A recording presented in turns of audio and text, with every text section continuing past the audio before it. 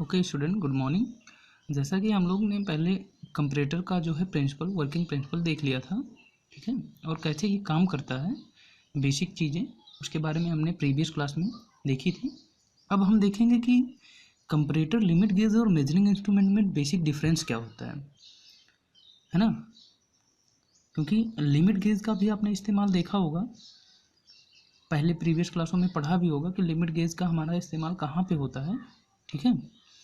तो आज हम देखेंगे कि इन तीनों में डिफरेंस क्या होता है।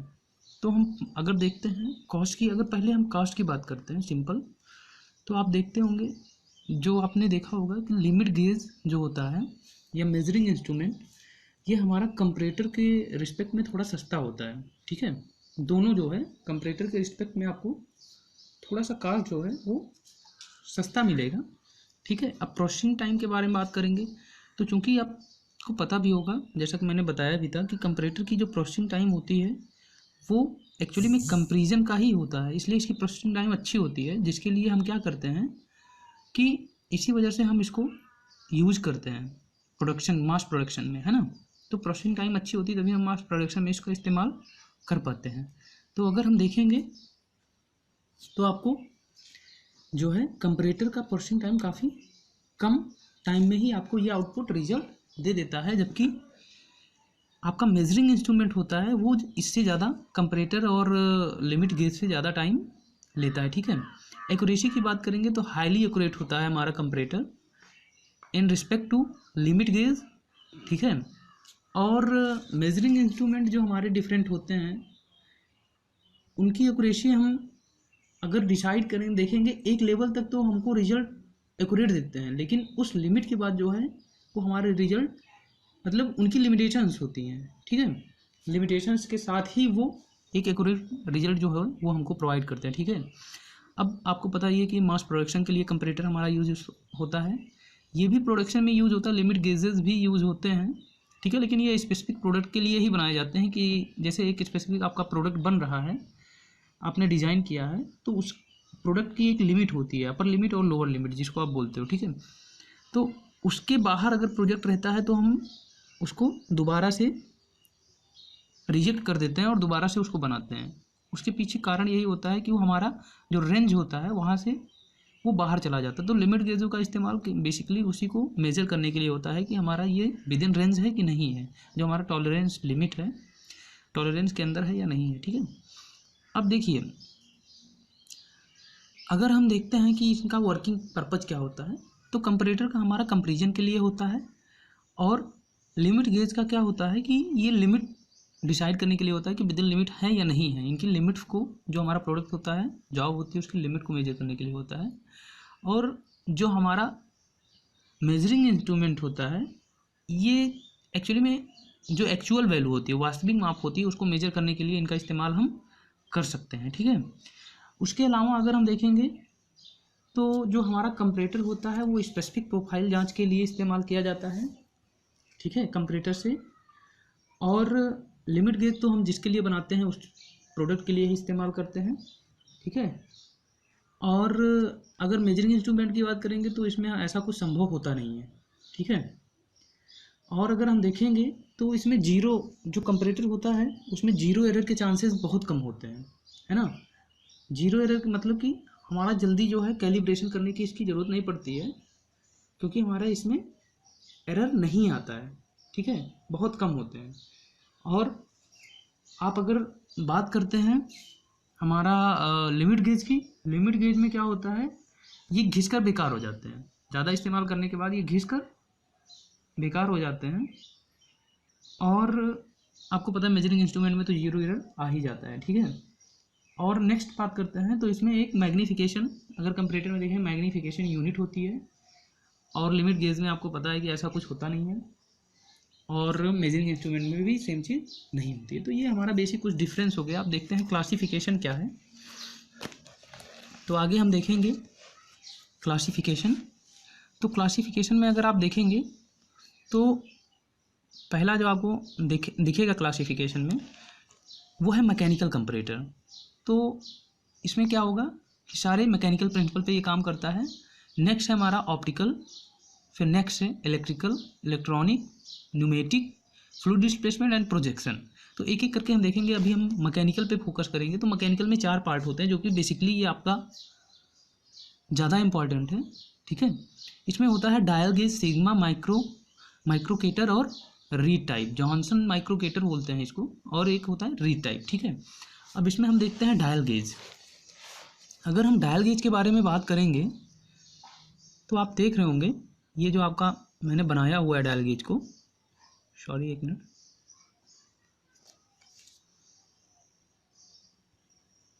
ठीक है।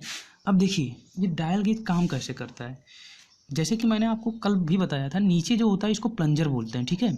यही आपका क्या करता है, जो भी डिफ्लेक्शन होता है, जो भी चेंजेज होते हैं उसको सेंस करता है। रेफरेंस पॉइंट पे जो हमारा रेफरेंस आइटम होता है, ठीक है, उससे कितना वेरिएशन हो रहा है ये प्लंजर आपको डिफ्लेक्शन उसको रीड करता है, ये ऊपर और नीचे की तरफ मूव करता है, ठीक है।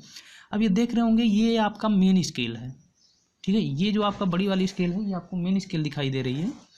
और नीचे जो एक है ये आपको ये क्या होता है, ये हमारा रोटेशन काउंट करता है कि ये जो मेन स्केल पे ये जो आपका इंडिकेटर है ये कितनी बार रोटेट किया, इस रोटेशन को यहाँ पे काउंट करता है। अब ये जो हमारा इंडिकेटर है अगर एक बार में पूरा रोटेट कर जाता है, दैट मीन्स कि ये 1 mm का डिफ्लेक्शन दिखाएगा, 1 mm का जो है डिफरेंस दिखाएगा, ठीक है, एक बार में रोटेशन पे। तो जब एक बार रोटेट करेगा तो ये 1 पॉइंट आगे बढ़ जाएगा, दैट मीन्स कि हमारा एक चक्कर ये लगा चुका है, ठीक है। इसके अलावा जो होता है इंडिकेटर, ये हो गया आपका, ये होता है लॉक नट। आप क्या करेंगे, आपने पहले जिसको मेजर करना है, मान लीजिए आपको ये आपका रेफरेंस जॉब है, ठीक है, इसके रिस्पेक्ट में आपको किसी दूसरी जॉब को देखना है, तो आप इसको पहले यहाँ पे पुट करेंगे प्लंजर, और प्लंजर की जो भी रीडिंग होगी आप नीचे से क्या करेंगे, डायल को घुमाएंगे, और घुमाने के बाद जब ये हमारा इंडिकेटर 0 पे पहुँच जाएगा तो यहाँ से लॉक कर देंगे, दैट मीन्स कि हमारा रेफरेंस पॉइंट लॉक हो गया। अब हम इसको क्या करेंगे, इसको हटाएंगे और नेक्स्ट जो प्रोडक्ट आपका होगा इसको आप लेके आएंगे इसके नीचे, ठीक है। तो जितना भी ये डिफरेंस आप देख रहे हैं उतना ये मूव करेगा, और ये जो जितना इस स्केल पे मूव करेगा वहाँ से हम वो क्वांटिटी मेजर कर लेंगे, और हमारा इन दोनों के बीच डिफरेंस जो होगा वो यहाँ से हमको पता चल जाएगा, ठीक है। तो बेसिक जो है यही है। अब आप अगर देखेंगे स्केल के बारे में थोड़ा सा, तो स्केल में क्या होता है कि एक बार में मैंने आपको बताया कि 1 mm 1 रेवोल्यूशन इक्वल टू, ठीक है, 1 mm, ठीक है। ये जो हमारा मेन स्केल पे है, अगर हम ये छोटे छोटे जो आपको देख रहे होंगे, ये छोटे छोटे जो बने होते हैं, अगर हम उनकी बात करें वो 0.01 mm के होते हैं, और ये हमारा लगभग, अगर हम मैग्नीफिकेशन की बात करें 300 से 5000 तक ये मैग्नीफिकेशन आउटपुट हमको दे सकते हैं। अब देखिए इनकी डायल गेज की अगर हम बात करते हैं कि एक्चुअली में ये मैग्नीफिकेशन कैसे हैं, ठीक है, इनका वर्किंग कैसे होता है। तो देखिए यहाँ पे क्या होता है, गियर मैकेनिज्म होती है। ये आपका प्लंजर हो गया, ठीक है, ये आपका लगा होता है रॉकर बोलते हैं जिसको, ठीक है, सॉरी रॉकर नहीं, रैक बोलते हैं, ठीक है, रैक गियर होता है। तो ये क्या करता है, अच्छा रैक के टीथ पे ही हमारा मैग्नीफिकेशन डिपेंड करता है, नंबर ऑफ जितनी टीथ होगी उतना ज़्यादा मैग्नीफिकेशन देखेंगे। ये रैक जो है ये पिनियन गियर से कनेक्ट होता है जिसको G1 बोलते हैं, और सेम सॉफ्ट पे सेम स्पेंडल पे दूसरा गियर कनेक्ट होता है, बड़ा गियर, जिसको G2 बोलते हैं। ये जो G2 गियर होता है ये आपका एक नेक्स्ट पिनियन गियर पे कनेक्ट होता है, ठीक है, और इसी गियर से जो आपको पॉइंटर है वो कनेक्ट होता है। तो जो भी हमारा आउटपुट होगा, आप देख रहे होंगे ये छोटा गियर है, तो जो भी हमारा आउटपुट होगा वो यहाँ पे इस गियर को रोटेट कराएगा, ये गियर रोटेट करेगा, सेम शाफ्ट पे बड़ा गियर लगा होता है, दैट मीन्स कि इसकी स्पीड को ये बढ़ाएगा गियर जो G2 है, और फिर इसकी स्पीड को इस पिनियन पे ट्रांसफ़र करेंगे, और आप ये देख रहे होंगे ये भी एक मैग्नीफिकेशन आर्म है। तो जो भी आउटपुट इसका होगा ये मैग्नीफाई करके फिर यहाँ पे आपका जो ये आप देख रहे हैं स्केल, इस पे जो है वो आपको आउटपुट देगा, ठीक है। नेक्स्ट देखते हैं,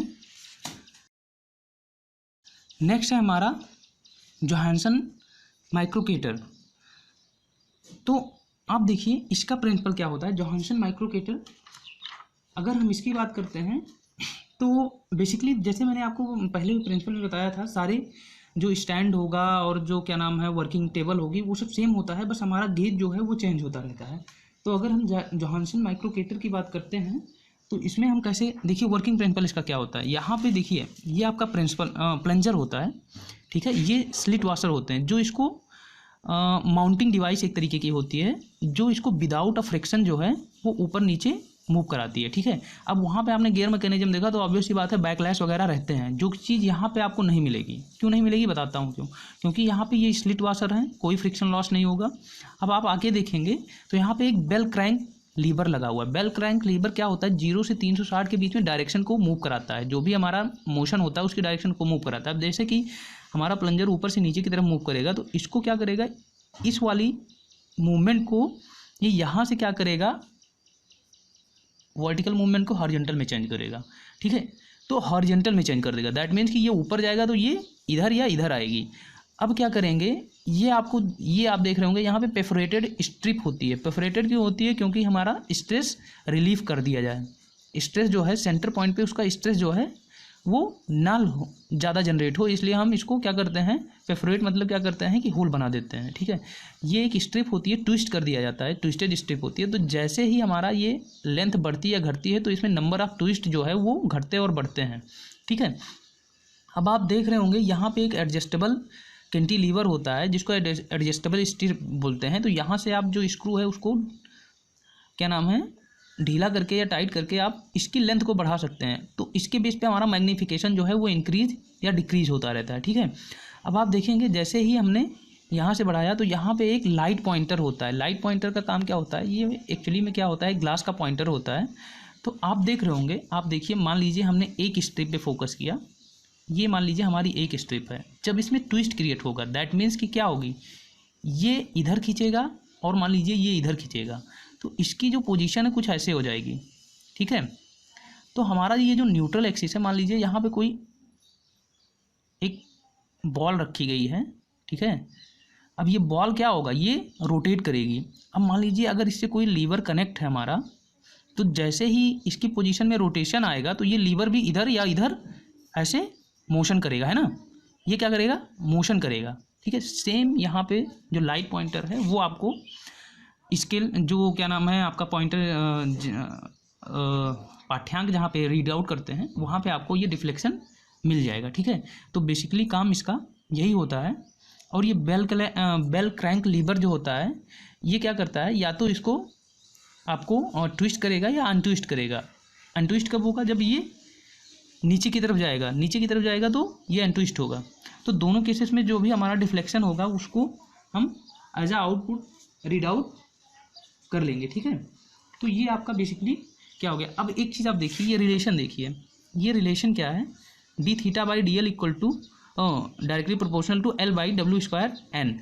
अब यहाँ पे डी थीटा क्या है, डी थीटा आप देख रहे होंगे, अगर हम एक स्ट्रिप की बात करें तो इसका जो न्यूट्रल पॉइंट होता है, ठीक है, एक्सिस होता है, उस पर हमारा पॉइंटर कनेक्ट होता है, ठीक है। तो वो जो हमारा एक्सिस या एक्सिस है उसके सिरे के सापेक्ष जो है पत्ती के मध्य बिंदु की कितना ट्विस्ट, ये जो पत्ती है इसका मिडिल पॉइंट कितना इन एंड्स के रिस्पेक्ट में कितना ट्विस्ट हो रहा है, वो डी थीटा हमारा बताएगा। डी एल क्या बताएगा कि जो ये स्ट्रिप है इसकी लंबाई में या लेंथ में कितना परिवर्तन हो रहा है वो बताएगा। और एल हमारा जो है न्यूट्रल पॉइंट जो है, न्यूट्रल पॉइंट उसकी लेंथ, यानी कि इस स्ट्रिप की जो न्यूट्रल पॉइंट है उसको होते हुए जो लेंथ है, क्योंकि वो चेंज नहीं होती है इसलिए उसको हम एल लेते हैं, ठीक है। और डब्ल्यू हो गई हमारी पत्ती की विड्थ, ये हो गया हमारा पत्ती की विड्थ, डब्ल्यू हो गई, ठीक है। और एन क्या हो गया, नंबर ऑफ ट्विस्ट, यानी कि कितना जो है पत्ती में कितना ट्विस्ट है वो हमारा एन बताएगा, ठीक है। तो अगर हम देखेंगे तो जो हमारा ये थीटा होता है, थीटा बाई डी एल, ये इसके प्रोपोर्शनल होता है। इसी प्रिंसिपल पे हमारा ये काम करता है, ठीक है। अब हम नेक्स्ट टॉपिक देखेंगे। नेक्स्ट टॉपिक हमारा जो है ये है सिग्मा कंपैरेटर। अब इसके अगर वर्किंग प्रिंसिपल हम देखें तो देखिए इसमें क्या होता है, ये आपका हो गया जिसको आप बोलते हो प्लंजर, ठीक है। ये आपका हो गया स्लिट डायफ्राम, इसका काम ही होता है इसको होल्ड करके रखना और फ्रिक्शन को कम करना। अब आपने देखा होगा जो हमने पिछला माइक्रोकेटर कंपैरेटर पढ़ा था उसमें आपने देखा होगा कहीं पे भी ऐसी मैकेनिज्म इन्वॉल्व नहीं है जहाँ पे आपको फ्रिक्शन मिले या बैकलैश मिले। क्यों? क्योंकि जो ट्विस्ट होता है वहाँ पे आपको कोई ऐसी मैकेनिज्म नहीं मिलेगी जिससे कि आपका कहीं भी एनर्जी लॉस हो। तो एनर्जी लॉस नहीं होगा तो हमको एग्जैक्ट वैल्यू मिलेगी। उसका मैग्नीफिकेशन भी अराउंड जो हमारा माइक्रोकेटर कंपैरेटर होता है उसका मैग्नीफिकेशन भी अराउंड 5000 के आसपास होता है। ठीक है, अब देखते हैं इसको। तो इसमें आप देख रहे होंगे ये प्लंजर है, ये स्लिट डायाफ्राम लगा हुआ है इसके मूवमेंट के लिए। ठीक है, अब आप देख रहे होंगे ये जो 2 स्क्रू लगे हुए हैं, इन स्क्रू से कनेक्ट होता हुआ एक नाइफ एज लगा होता है। ये नाइफ एज क्या होता है, इस पर कनेक्ट होता है। अब आप ये देखें, एक ये जो है ये मूवेबल मेंबर है, ये फिक्स मेंबर है। इनका मूवमेंट कैसे होगा, आप देखेंगे कि जब ये हमारा